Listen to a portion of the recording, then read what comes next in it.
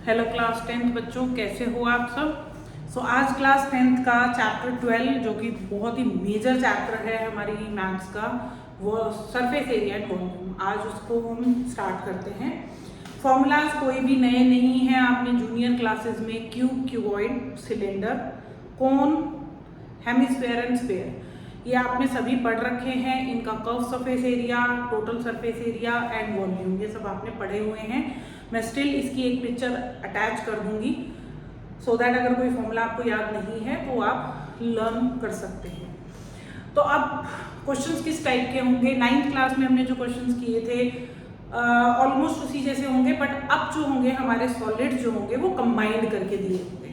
तो अब हमें पहली एक्सरसाइज में सिर्फ सरफेस एरिया के बारे में पढ़ना है, दूसरी एक्सरसाइज में हम वॉल्यूम के बारे में पढ़ेंगे। तो ये दो पार्ट्स हैं। सॉलिड जो होंगे वो सेम ही है दोनों ही केसेस में, कहीं क्यूब और सिलेंडर आ गया, क्यूब और हेमिस्फेयर आ गया, या फिर सिलेंडर एंड कोन आ गया। तो हमारी पहली एक्सरसाइज जो है जिसको आज हम डिस्कस करने वाले हैं, एनसीईआरटी से आज हम क्वेश्चन डिस्कस करेंगे, विच इज एक्सरसाइज 12.1 एनसीईआरटी। इसके अंदर सिर्फ सरफेस एरिया से रिलेटेड क्वेश्चंस हैं, ठीक है। तो पहला क्वेश्चन देखते हैं। आपका फर्स्ट क्वेश्चन है, दो क्यूब्स हैं उनको इस तरह से जोड़ा गया। मैं आपको फ्रंट व्यू दिखा रही हूं, फ्रंट से कुछ ऐसे दिखेंगे ये जब इनको जोड़ा जाएगा, और दोनों क्यूब्स आइडेंटिकल हैं और इन दोनों क्यूब्स को जोड़कर एक क्यूबॉइड बनाया गया है, ठीक है। तो अब जब आपने ये क्यूब बनाया तो ये पहला क्यूब जो है इसका आपको इस केस के अंदर वॉल्यूम दिया गया है, वॉल्यूम इज 64 सेंटीमीटर क्यूब।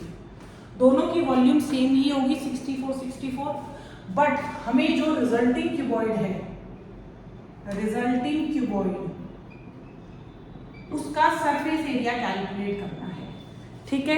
अब क्वेश्चन में ये नहीं बताया गया कि सरफेस एरिया हमें कौन सा कैलकुलेट करना है, कर्व लेटरल सरफेस कैलकुलेट करना है या फिर टोटल सरफेस कैलकुलेट करना है। तो अगर बाय डिफॉल्ट देखें तो हम टोटल सरफेस ही निकालेंगे। रिजल्टिंग क्यूबॉइड के लिए हमको तीन चीजें चाहिए, लेंथ चाहिए उसकी, ब्रेड्थ भी चाहिए और हाइट भी चाहिए। अब देख सकते हो आप, दो क्यूब्स को जब हमने जोड़ा है तो इनकी लेंथ जो है वो इंक्रीज हो गई है, मतलब हमारे क्यूबॉइड की लेंथ जो है वो पहले के मुकाबले डबल हो गई है। तो इसीलिए लेंथ जो होगी वो इन दोनों की साइड्स का एडिशन होगा। अब साइड निकालने के लिए हमें वॉल्यूम का इस्तेमाल करना होगा। वॉल्यूम का फॉर्मूला होता है साइड की होल पावर 3 विच इज 64। सो हमारी साइड जो आएगी, side of cube is cube root of 64 which is 4 centimetre.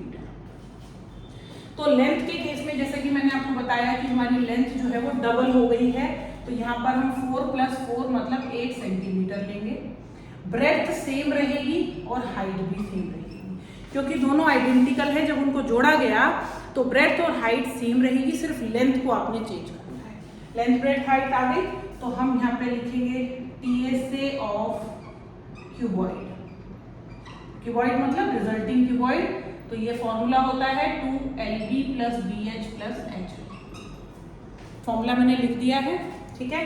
अब बस हमें इसके अंदर फॉर्मूला डालना है और जस्ट वैल्यूज को सॉल्व करना है। तो मेरी रिमेनिंग पोर्शन यहाँ पर सॉल्व कर रही हूँ आपके लिए। देखिए, तो ये आ जाएगा आपका 2, length is 8, breadth is 4, height भी 4 × 8, तो ये हो गया 2।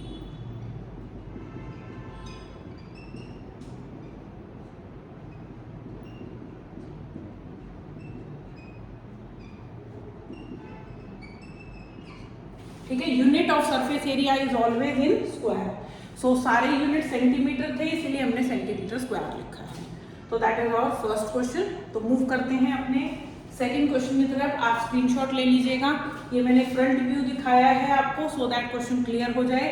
वैसे शेप जो है वो एक 3D फॉर्म में बनती है, ठीक है। चलते हैं सेकेंड क्वेश्चन की तरफ। देखिए,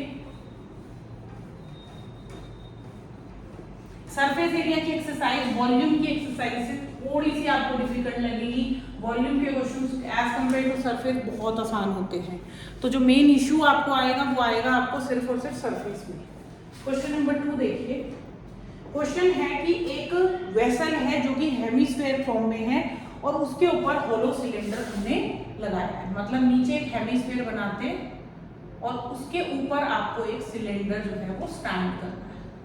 माउंटेड या सरमाउंटेड, ये दोनों ही वर्ड्स हमें ये बताते हैं कि जो दो शेप्स को हम अटैच करके एक सॉलिड बना रहे हैं उनका बेस जो है वो बिल्कुल आइडेंटिकल है और वो पूरी तरह से अटैच हो गए। There is no space after attaching them, इनको जोड़ने के बाद कोई भी स्पेस नहीं बचा है।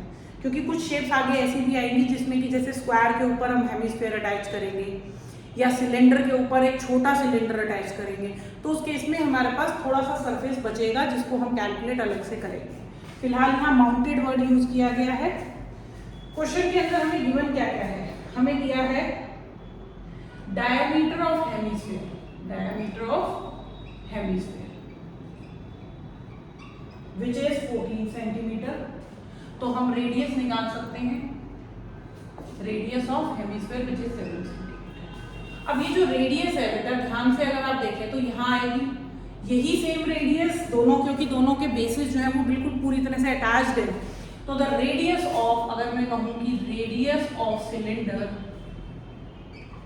इज ऑल्सो 7 सेंटीमीटर, तो दैट इज फाइन, सिलेंडर की भी रेडियस उतनी ही होगी। अब बात आती है हाइट की।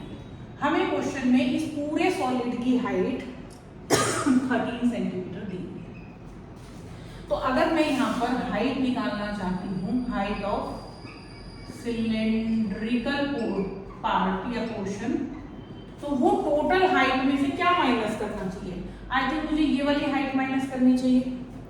तो किसी भी हेमिस्फीयर की रेडियस अगर यहाँ बन सकती है तो बेटा यहाँ पर भी बनाई जा सकती है, मतलब वर्टिकल भी रेडियस होती है। ऐसा नहीं होता है कि हमेशा सर्कल में रेडियस नहीं, जनरली हम यहीं पे बनाते हैं, but radius can be in the bottom as well. इसी तरह से अगर मैं आपको हेमिस्फीयर की शेप दिखाऊं तो हेमिस्फीयर के अंदर भी रेडियस अगर यहाँ बना रहे हो तो ये वर्टिकल भी इसकी रेडियस ही होती है। तो इसीलिए मैं ये कह सकती हूँ कि हेमिस्फीयर की जो रेडियस है वही उसकी हाइट भी कहलाएगी।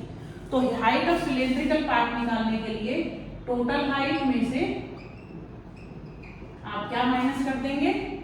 Height of hemisphere, height of hemisphere, hemisphere की हाइट को माइनस कर देंगे। तो ये 13 में से अगर 7 माइनस होगा तो 6 सेंटीमीटर आ जाएगा, सिलेंड्रिकल पार्ट की हाइट आ जाएगी हमारे पास। अब हमको क्वेश्चन में निकालना है inner surface area of vessel. Vessel मतलब इस पूरे जो आपको ये शेप दिख रही है पूरे का इनर सरफेस। अच्छा, इनर और आउटर में कोई फर्क नहीं है, वैसे फर्क होता है। Inner surface is something can be different from the outer surface, the only difference is the thickness of the metal. फिलहाल यहाँ थिकनेस की कोई बात नहीं कही गई है, तो हम इनर और आउटर सेम मानेंगे, मतलब रेडियस सेम ही होगी। तो चलते हैं, इनर सरफेस एरिया निकालने के लिए हमें क्या करना है? हमें फॉर्मूला लगाना है CSA of cylindrical part plus CSA of hemispherical part. ठीक है, CSA ही क्यों लगाया बेटा? देखिए टोटल यूज नहीं किया जा सकता है यहाँ पर, क्योंकि ये एक हॉलो है। यहाँ पे क्वेश्चन में हमें बोला गया है कि हॉलो है। हॉलो होने का मतलब है टॉप नहीं है, बॉटम ऑलरेडी बंद है और बीच वाला जो है वो ऑलरेडी अटैच हो चुका है, तो इसीलिए हमने CSA यूज किया। सिलेंड्रिकल पोर्शन का होगा 2πRH। ठीक है, आई होप ये फॉर्मूलाज याद होने चाहिए आपको। हेमिस्फेरिकल का होता है 2πR²। ठीक है, आई होप यहाँ तक क्लियर हुआ है। अब यहाँ पर एक बहुत ही ट्रिक बताऊंगी आपको। जनरली बच्चे सोचते हैं सिलेंड्रिकल पार्ट का अलग निकाल लेते हैं, हेमिस्फीयर का अलग निकाल लेते हैं, then we can add it. मुझे थोड़ा सा वो तरीका अच्छा नहीं लगता है। रीजन इज दैट कि sometimes answer can be in decimals and approximate answers होते हैं, मतलब एग्जैक्ट आंसर्स नहीं होते। तो उस केस में हमें आंसर में जो उसका ओरिजिनल आंसर है उससे थोड़ा सा डिफरेंस आ सकता है। तो इसीलिए यहाँ पर करने के बाद जो करना है वो देखिए, मैं आपको यहाँ पर दोबारा से दिखा रही हूँ कि अब इस पोर्शन को आपने आगे कैसे सॉल्व करना है। आपके पास ये फॉर्मूला लिखने के बाद आपको कॉमन लेना है, दैट इज इम्पॉर्टेंट। देखिए कुछ छोटी छोटी टेक्निक्स जो है अगर आप यूज करेंगे तो आपका क्वेश्चन जो है वो बहुत इजीली और कम टाइम में और बहुत ही इफेक्टिवली सॉल्व होगा, and you will also not face the calculation problems जो कि जनरली बच्चों को होती है। तो हमारे पास बेटा है 2πRH प्लस 2πR²। हम इसमें से कॉमन लेंगे, लेकिन कॉमन लेते टाइम एक चीज का ध्यान रखना है कि दोनों की रेडियस सेम होनी चाहिए। अगर आप h कॉमन ले रहे हो, सपोज इसका h है या नीचे भी कोई पोर्शन है जिसका h है and h is not same, तो इन दैट केस आप h1 h2 ले लीजिए। रेडियस सेम नहीं है तो r1 r2 ले लीजिए। फिलहाल यहाँ रेडियस सेम है, मैंने r सेम रखी है। h सिर्फ सिलेंडर के पास है, स्फीयर के पास तो h है ही नहीं, तो 2 पाई r मैंने कॉमन लिया, h प्लस r मेरे पास बचेगा। अब आपको यहाँ वैल्यूज डालनी है, आप देखेंगे आपका आंसर बहुत इजीली आ जाएगा। h की वैल्यू, अब यहाँ पर आता है h, यहाँ बच्चों को कंफ्यूजन होता है टोटल हाइट ये लेनी है, नहीं, h किसकी बात हो रही है, फॉर्मूले में h किसका था, सिलेंडर का, तो सिलेंड्रिकल पोर्शन की हाइट लेंगे जो कि हमारी 6 ही हमने कैलकुलेट करी थी और रेडियस है 7, ठीक है। इसको 7 से 7 कैंसिल 44, इसको मल्टीप्लाई कर लीजिए 44 को 13 से,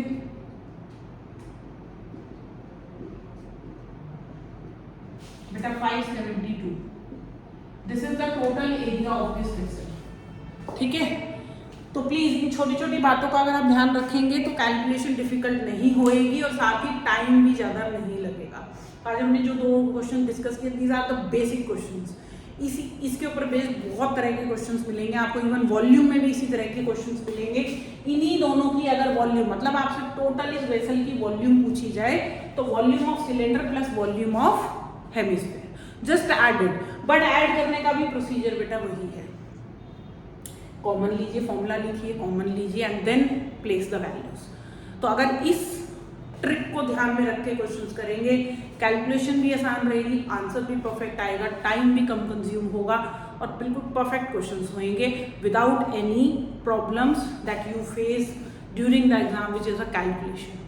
आप ट्राई करके देख सकते हैं, एक मेरा मेथड लगाइए और एक आप नॉर्मल CS से दोनों के अलग अलग कैलकुलेट करिए and then added. You will feel it कि आपको ज़्यादा कैलकुलेशंस करनी पड़ेगी, और जहाँ कैलकुलेशन ज़्यादा है तो बेटा मिस्टेक्स होने के चांसेस भी उतने ही ज़्यादा है। Please take care of these things and stay tuned for the upcoming videos for the same exercise of surface area and volume exercise 12.1 class 10th. Bye, take care, keep watching and keep practicing. Bye.